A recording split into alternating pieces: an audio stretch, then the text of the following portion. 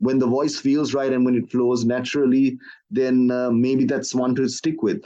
But it's only later that I dawned on me that this could be the voice in your head, the thing that survives your death. This could be what the soul sounds like, and so on. But that stuff came later. Welcome to Books and Beyond with Bound. I'm Tara Khandelwal. I'm Michelle DeCosta. And in this podcast, we uncover the stories behind some of the best written books of our time and find out how these books reflect our lives and our society today. So tune in every Wednesday to enter a whole new world with a new author and a new idea. Yes, and after 3 years and 2 million listens, we are back with the Power Packed Season 5. With hard-hitting questions and life-changing books. So let's dive in. We are extremely thrilled to speak to Booker Prize winner Shehan Karunatilaka today about his book, The Seven Moons of Maali Almeida. See, because his win is our win, right? It's every South Asian writer's win. So the book is not only set in Sri Lanka, but it's a very humorous way of looking at death and politics. So the book is actually set in a visa office in the afterlife, right? Who would have imagined, right, Tara? I thought all the immigration stuff would have ended with this life. Yeah, absolutely. And a book, that 2 years ago found it difficult to find an international publisher is making every head turn. And we're going to find out about that soon. But before the interview, we wanted to discuss what we thought about the book. So, Michelle, what are your thoughts about this book?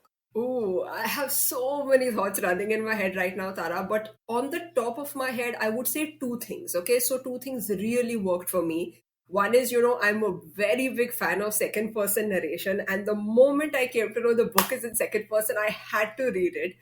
So for me, the voice of Maali Almeida stood out, right? Because it's written in second person. And another thing is the humor, right? Because I've read books set in Sri Lanka about the Sri Lankan war, and it's usually written in a very serious tone. But I felt, Shehan has this very witty, humorous way of looking at death. So for me, these two things work. But what about you? Yeah, no, I agree with that, like sort of like that black humor, that like dark humor.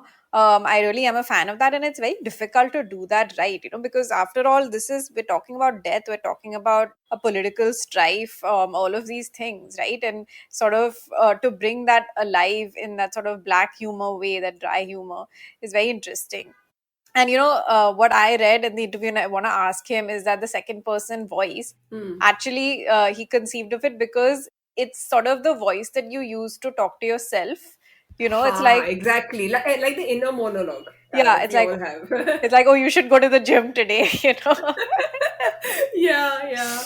It's kind of like these New Year resolutions we set, no? Like, you should do this, you should do that. Yeah, so very interesting way of also thinking about it. But what I think, like drew me to it actually was the whole, the way that it won the Booker, and also the fact that, it didn't find a publisher. The book was first, it has a very interesting history, this book, because it was first published as Chats with the Dead. The name was called Chats with the Dead. I also read that, every year, of course, the jury of the Booker Prize changes.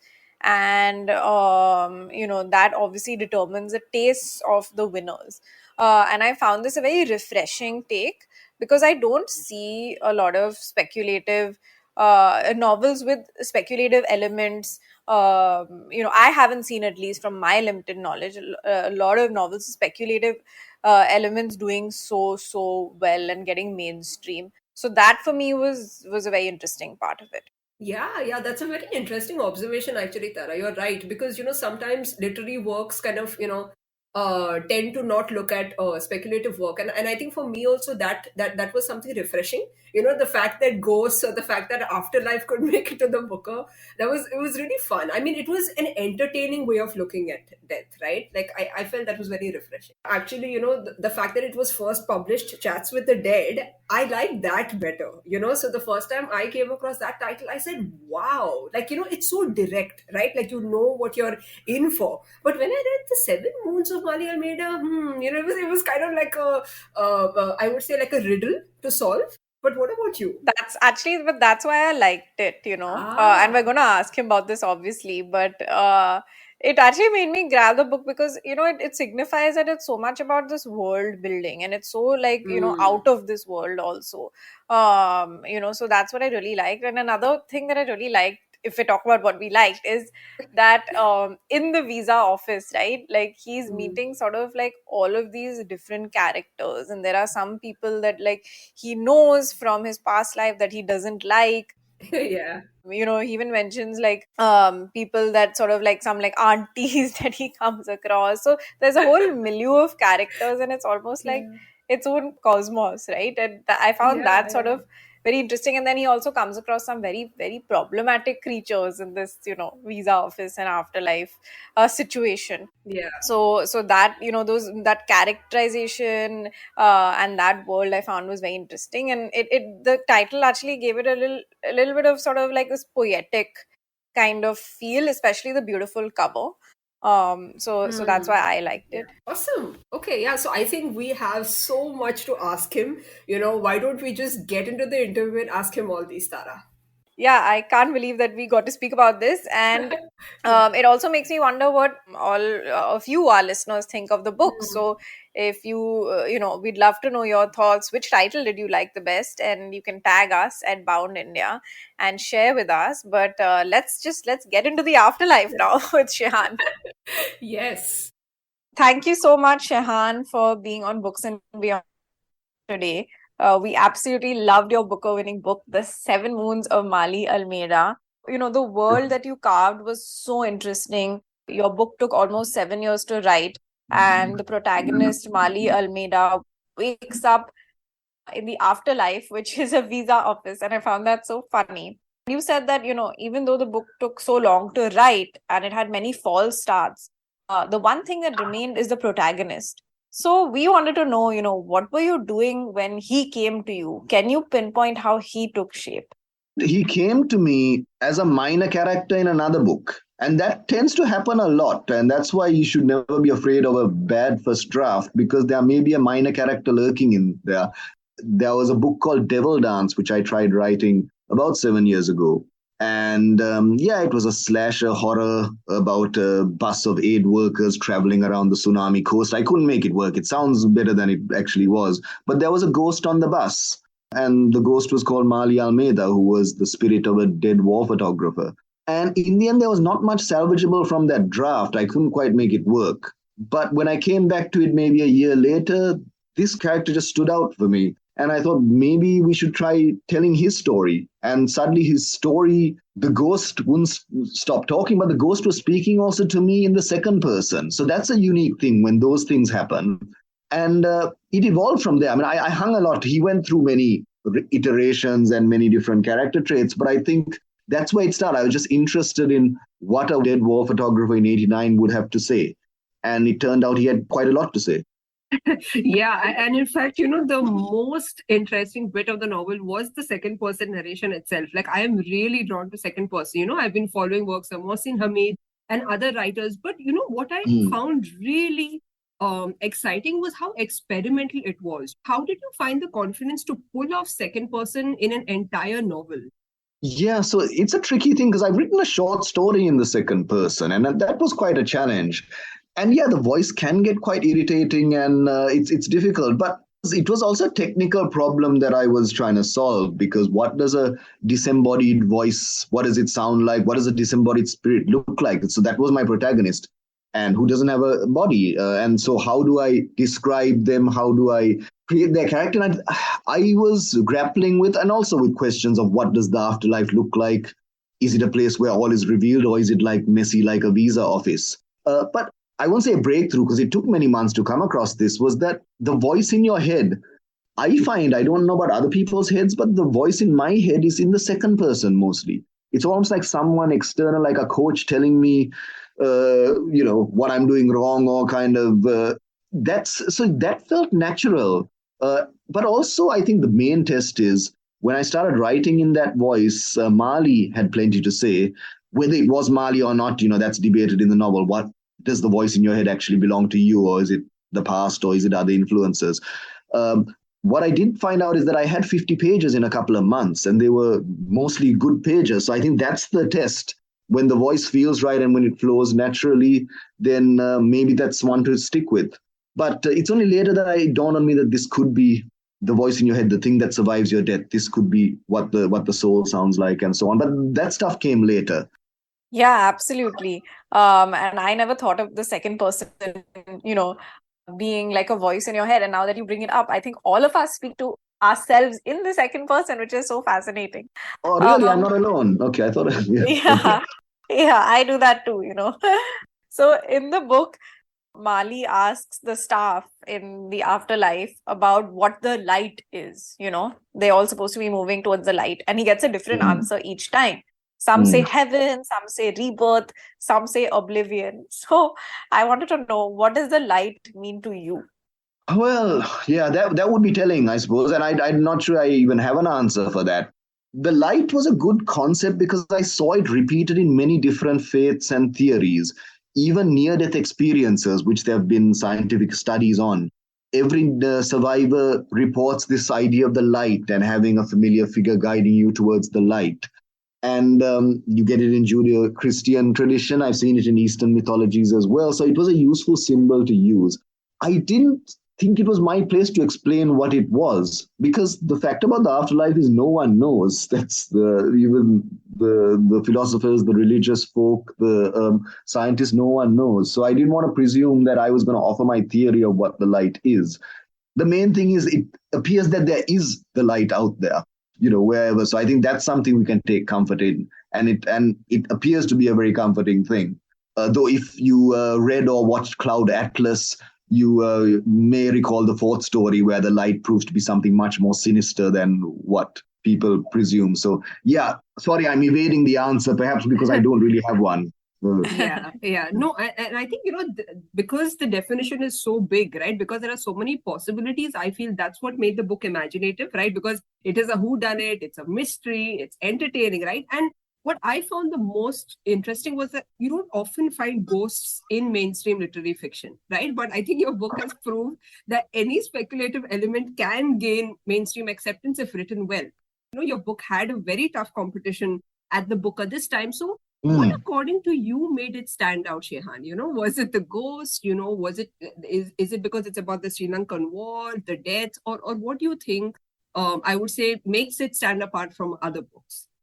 Well, firstly, okay, you're right. It was a tremendous long list and a magnificent short list. I really felt, when I looked at the long list itself, I was firstly, obviously delighted to be part of it. But it was the fact that there weren't any big names, there wasn't Atwood or Rushdie on there. Few established writers, but relatively unknowns, and such a range of different topics. Look, I also think there's a huge element of luck. Maali Almeida talks about luck and gambling and the odds all throughout it. I know previous juries, and also, actually, let me go to your first point, because I'm not sure that really is the case, because Lincoln in the Bardo, a talking ghost book, won the Booker 2017, I believe. And sci-fi, The Blind Assassin. I think even if you look at Ishiguro, Never Let Me Go, shortlisted. So I think speculative, and Cloud Atlas, which I mentioned, have, the Booker hasn't been shy of shortlisting or even awarding those things. But I think, and I remember when Lincoln in the Bardo came out, I was struggling with this, and I was like, oh no, so a talking ghost book won the Booker, so I guess now they're going to think that I copied this one. But when I read George Saunders' masterpiece, I realized, yeah, this is a work of art, and I took inspiration because it's a very different book to Seven Moons. I went in there even to the shortlist knowing it's a 1 in 6 chance. These are all top quality books and it could go any way. But there have been previous years where the judges have said, we prefer realistic fiction and or we prefer, readable fiction, or we prefer this. And that's the unique thing about the Booker is that each group of judges will set their own agenda. So if it had come out perhaps even the previous couple of years where there seemed to be a lean towards more realistic fiction, maybe it wouldn't have even got longlisted. But I think this year, it seemed the judges were quite brave and quite adventurous in their tastes. So, there was a number. There was Maps of Our Spectacular Bodies, which is, I just reading the synopsis that it was from the point of view of a cancer by Maddie Mortimer. I thought that would be a sure contender. It sadly didn't make the short list. But this is, again, you got to realize that when it comes to this level, it's like a casino. You don't know what conversations are happening behind closed doors and stuff. I think, if you look at Glory, Violet Boulevard, or The Trees, these are also very surreal, experimental books. And Treacle Walker for sure. So it seemed like the judge's taste was towards that direction. I'm just glad that my dice threw up a 6. Could have been that Sri Lanka was in the news. There are a lot of factors. And to speculate, even going into it, I know there was a lot of people, there was betting sites, there was, booktubers, book talkers ranking it. I didn't get into any of that because I was like, look, grateful to be here. Anyone could win, and let's not think too much about what would or wouldn't win. So I'm still in that kind of mindset with it. But I think it's one of the most fascinating books that I've read in a while. Just the combination, as Michelle said, of so many different elements coming together. And I love the black humor. So what has been the impact of, winning the prize for you? You've had an amazing journey as a writer. You self-published your first book. The biggest prize in the world is now yours. So did your book sales go up? What has it been for you? The first thing is that suddenly everyone wants to talk to you. So not just interviews, agents, publishers, lawyers, industry. So suddenly, and you're used to like being locked in a room by yourself and not talking to anyone, not even your family or your friends for most of the day or the week. So that's a bit strange. But obviously expected, because you're right, this is as big as it gets in terms of literary awards. And it does mean, Chinaman, it got published widely, it attracted a cult following, and it did okay, but nothing on this scale. Now suddenly this has been translated into many languages. It's selling well in the markets it's in UK, India, and the US, it's doing quite well. So it means that it'll be read by a wider readership. And I suppose my next book, and I guess I now have a writing career. You don't take that for granted, when you've just written one book, that you're going to have a career, or that people are going to publish your subsequent books. And that's something you never take for granted when you're a writer from Sri Lanka sitting in Colombo. You don't expect your story to resonate with someone in the US or Russia or Brazil or so on. So this is like not something you even think about, because you don't allow yourself to dream that big. So it does mean career-wise, it's a huge game changer. These last few weeks and the next few months will be quite crazy with me being on planes and talking to people. But I'm hoping I can go back to normal, locking myself in that room and dreaming up another book. I think that's the fun part, and that's the part we enjoy doing. What's your next book on? It's bad luck to talk about stuff that hasn't been written. That's a lesson I learned early on. You talk about it and you end up not writing it. I can just say it'll be about Sri Lanka, but it's a fascinating place with so many stories. But it definitely doesn't have any ghosts or not that much violence or cricket or drunks. None of the topics of the first 2 books. And hopefully I get to finish it quicker than I took this one. And we actually read, your most recent book, which is actually a short story collection. It's called The Birth Lottery. And I had a lot of fun reading it. Like, I've rarely come across such experimental short stories, and especially, how you began. So it actually says that, if you like certain kind of stories, why don't you read these particular stories? So I would say, how did you come up with that idea? Like why, give instructions to the reader before we begin? I found that really interesting. It's strange, because that's perhaps the oldest book. It's been 20 years in the making. It's the stuff that I write when should be doing other stuff. So when I should be at my desk working on a pitch for the big meeting, I'm fiddling with a short story. Same when I was writing Chinaman, when I was writing Seven Moons. I do about 2 or 3 stories a year, and in the end it became this collection. Also, these were stories that I submitted for awards that it didn't win anything, and so that was the other thing. I try and write in the style of that award, then I wouldn't win. I wouldn't get longlisted or given a commendation, so then I'll write something completely different. So you're right, there's a few science fiction stories in there. There's a couple of stories on text message.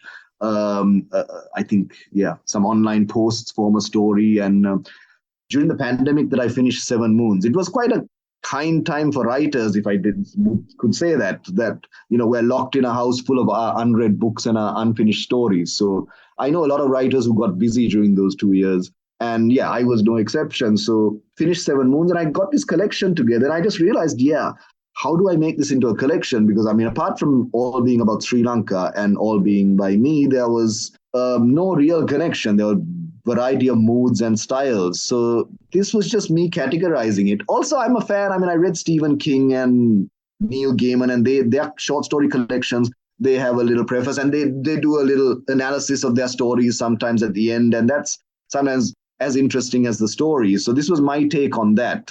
It was just a note to myself, but then I thought, yeah, why not, in the tradition of my heroes, have a little preface to my collection as well. Yeah, absolutely. I think, it's another innovative book. A lot of interesting Sri Lankan writers are becoming global right now. Last year, Anuk Arutpragasan, he wrote also about the Sri Lankan Civil War and nominated for the Booker. So, according to you, what does Sri Lankan literature lack right now? You're right. There's no shortage of stories or shortage of voices either. I mean, and I mentioned the many different, we have serious, literary writers like Anuk Arutpragasam, Naomi Munavira, who have found success in the Western publishing world. We've also got like young writers who are writing, Amanda Jayathis, Yudhanja Vijayaratna, who are writing science fiction, genre fiction, and who kind of sidestep traditional publishing, but are doing well. So yeah, and hopefully this win will also inspire more people to keep writing and taking it seriously. And there's abundance of stories. What I do feel is perhaps there needs to be another wave of editors, because that really is, I benefited from having a wonderful editor, Natanya Jans, who really, we picked apart this manuscript and got it to the standard that it was, that went on to win the Booker. And I think, and it was hard work. It's a real skill. And I think we have editors, but I think maybe they are not compensated enough. It's not a viable profession. As important are the translators. So we have Sinhala literature, we have Tamil literature and literature in English. They kind of work in their own silos. I'm not sure writers are aware of each other, have read each other's work. And I think, again, translation, it's a unsung job, and maybe not enough people are getting into it. And I think, so that's what I would like to see more. I'm actively working to have my books translated into Sinhala and Tamil, and I'd like to see a lot of those writers translated to English, and just so that we can have a whole class of editors who can bring these manuscripts to international standard. That level will help elevate all these stories and get the writers more prominence. Yeah, definitely. I think the ecosystem is what makes literature. Of course, see, death is not an easy topic to write about, right? And you've written about it with so much humor. So I just kept thinking about, how did you manage to do that? Well, I know that, you've said that humor is a coping mechanism, right? For a lot of Sri Lankans, reading from the war, it's very difficult, right? And probably humor is the only way to deal with it. But I want to know, as a person, have you always been humorous, or was there some kind of training that you required for this voice that you created in the book? Well, yeah, you're right. I have spoken about the Sri Lankan character, the Sri Lankan smile, how we hide behind it, and how we crack jokes even during grim times. So I think it is part of the Sri Lankan spirit. Also, I mean, I did grow up, I finished college in New Zealand, and they also have a very sardonic kind of understated sense of humor. So who knows where, but I think that is my sensibility. When I write about a topic, especially centering on Sri Lanka, I tend to see the absurdity. I see the tragedy and the comedy, but I also see the absurdity of every situation that Sri Lanka gets itself into. So I think that informs the stuff that I write. You look at whether I write about cricket or writing about the war or the beliefs about the afterlife, there's a certain amount of ridiculousness to it. So I think maybe that's my sensibility. Maybe, it is a coping mechanism. But it's not something that's contrived. It's not by design, but I did reflect that the first book is about an old man drinking himself to death. And then second book is about after death. And perhaps we don't think about it enough, because it's waiting for all of us. And I mean, since I had kids, I mean, it's quite a morbid thing, but I think about it all the time. I think about car accidents, and, my wife's a hypochondriac, so also during COVID time and dengue, there's constant threats everywhere. Here, that's what the Stoics recommended that you do contemplate that it is waiting for you, and whether you done what you want. And I think having a deadline, and that's right there in the first page of Chinaman, it said, nothing more inspiring than a solid deadline. And this is the ultimate deadline, literally is. When you have a finite amount of time, you get things done. And same with novels as well. If you know you have to get it done in a couple of years, you'll do it. If you have infinite time, you don't. But, seeing the humorous side of that, none of this will matter in another 100 years. I don't think that's a bad way of looking at it. No, I absolutely agree. And the idea of a deadline, I think, gets even sort of more real, when your parents and your grandparents start to get older. You're confronted with that very literal deadline. So now move us to our rapid fire round, which sounds exactly like what it is. Where do you write? Usually one place, at home at my big desk with all my books and things around me. I can write on the road, but I have to recreate those conditions. So Great. Okay. Your favorite book written in second person, apart from your own? I can't think of many, but Bright Lights, Big City is the first one where I saw it done so brilliantly. And Choose Your Own Adventure books, which were kids' books written in the second person. I love those. Yes. Yeah. One South Asian writer who you admire? Well, just one. Mohammed Hanif, I have to say. Case of Exploding Mangoes. Really I love that book. Yeah, and he, great guy and a good friend. Yeah. One place people must visit in Sri Lanka? I would say Usangoda. That's just my favorite place because it's deep south. Google it.